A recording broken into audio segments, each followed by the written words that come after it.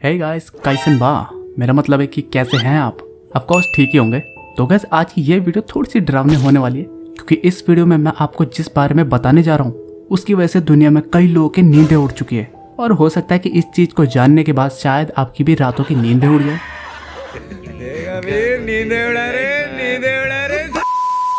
So hello guys, this is Shaurya and you're watching Internet Immunity. So without any further delay, let's get started. Well, video start करने से पहले आप इस photo को जरा ध्यान से देखो, क्योंकि आज की इस वीडियो में इस इमेज का क्रिटिकल रोल होने वाला है। इस फोटो को देखो और जरा ध्यान से अपने दिमाग पर जोर डालकर याद करने की कोशिश करो कि क्या आज से पहले आपने कभी इस चेहरे को कभी अपने सपनों में देखा है क्या? अगर आपका जवाब ना में है तो कोई बात नहीं, बट अगर आपका जवाब हाँ में है तो मैं आपको ये बता दूं कि इस चेहरे को अपने सपनों में देखने वाले इस दुनिया में सिर्फ आप ही अकेले नहीं हैं, और भी कई सारे लोग हैं जिनके सपनों में इस शख्स ने आकर लोगों की नींद उड़ा रखी है। अब हो सकता है कि इस इमेज को देखकर आपके आने वाले कुछ सपनों में ये आपको दिख जाए। खैर, ये चेहरा कुछ टाइम पहले इंटरनेट पर बड़ी तेजी से वायरल होने लगा था, कारण अचानक दुनिया में कई सारे लोगों ने इस चेहरे को अपने सपनों में बार बार देखने की बातें कही। अब ये कोई कोइंसिडेंस तो नहीं हो सकता कि एक ही चेहरा ज्यादातर लोगों को अपने सपनों में दिखे, जिसके बारे में उन्होंने किसी से ना सुना और ना ही रियल लाइफ में कभी उसे देखा। Then how is it possible?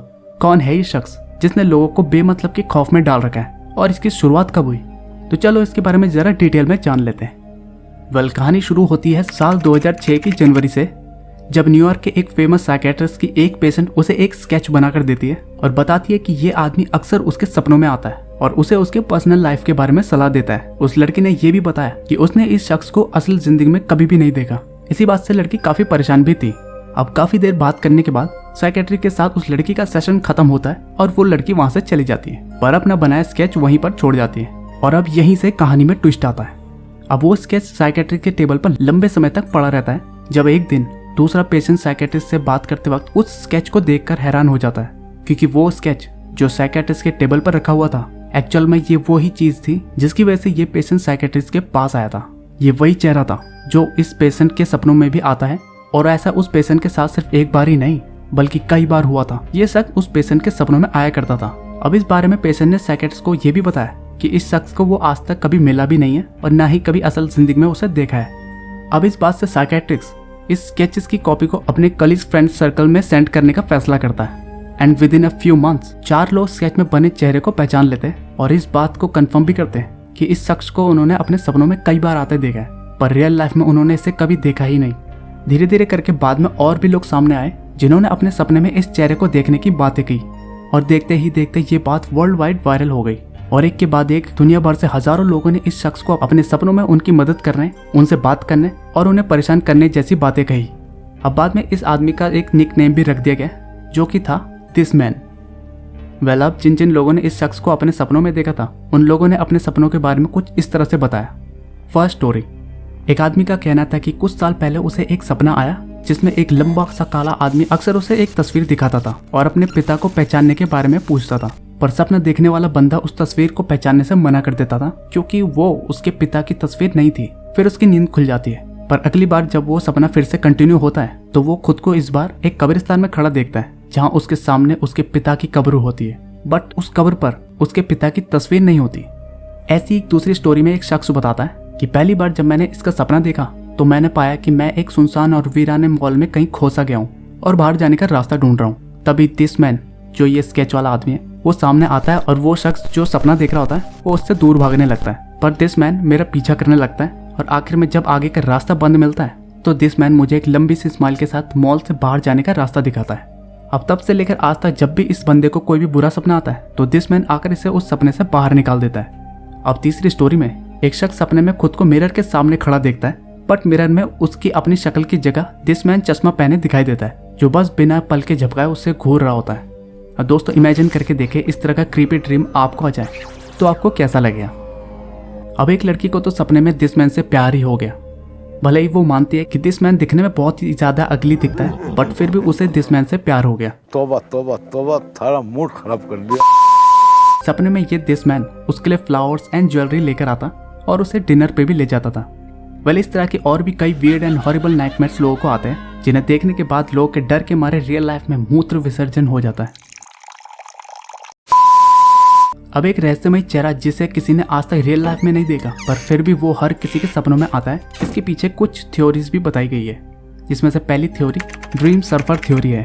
According to this theory, this man नाम का ये शख्स रियल लाइफ में एग्जिस्ट करता है और इस आदमी के पास एक साइकोलॉजिकल पावर्स है जिसकी मदद से ये लोगों के सपनों में घुस सकता है और उनके सपनों को मैनिपुलेट भी कर सकता है, ऐसा कुछ लोगों का मानना है। कुछ लोग तो ये भी मानते हैं कि ये शख्स रियल लाइफ में बिल्कुल वैसा ही दिखता है जैसे कि ये सपनों में दिखता है, और कुछों का ये भी मानना है कि इस शख्स के सपनों में दिखने के पीछे का कारण एक खुफिया एजेंसी है जो किसी डिवाइस की मदद से लोगों के सपनों में घुस सकते हैं। अब दूसरी तरफ रिलीजियस थ्योरी भी है।